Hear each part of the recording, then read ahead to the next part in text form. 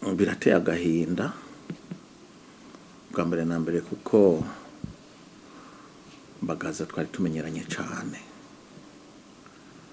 twari tumenyeranye mu bikorwa byo mu nama nkenguzamateka, ariko twari tumenyeranye cyane kuva tuja mu biganiro i Arusha. Ari mu bantu bafashije cyane kugira ngo ajye amasezerano tuyagereko kuko turabonana kenshi nk'igihe habaye impari zidahera, tukaja hamwe tugatorera inyishu ibibazo nyamukuru.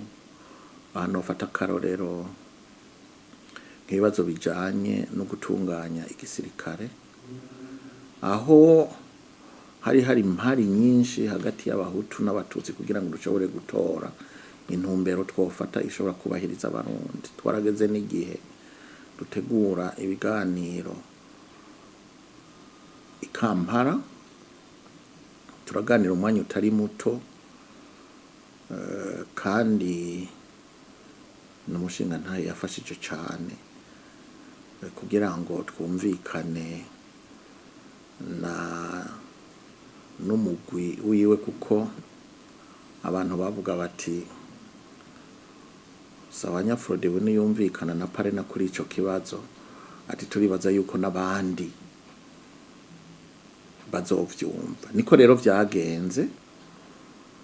N'umuntu rero uko ndamuzi atarya umunwa, n'umuntu kandi iyo yiyemeje gukurikirana ikintu mu nzira yo kugitorera inyishu agifata uko gitegerezwa gufatwa.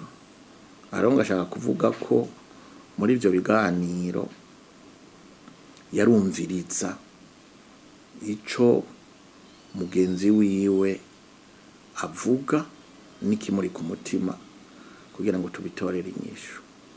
Jewe rero namubonyemwo umuntu iyo mumaze kuvugana ikintu agishira mu ngiro uko mwabivuganye. Icya kabiri, n'umuntu w'umukozi cyane, n'umuntu w'umukozi cyane kuko igihe tutararonka inyishu ntiyaruhuka, yaguma yiyumvira, akama ariko arahamagara abagenzi biwe baresha. Ikindi mvugira ko n'umukozi wa cyane kuko igihe yarongora, abantu benshi barabivuga, igihe yarongora iki gihugu yararanguye ibikorwa bitari bike bijanye n'iterambere ry'igihugu, iterambere mu rwego rw'ubutunzi. Yego nta vyera ngo de, ariko ico kintu yaragikoze kandi abarundi barakimushimira ku mabarabara mwamwe, n'ukugene yakarira abakozi batarangura imirimo yabo nk'uko yabisabye mu nzira yo guteza imbere igihugu. Yakunda rero igihugu ciwe, kandi ni n'umuntu yifuza ko amahoro n'umutekano muri iki gihe bifata intumbero nziza.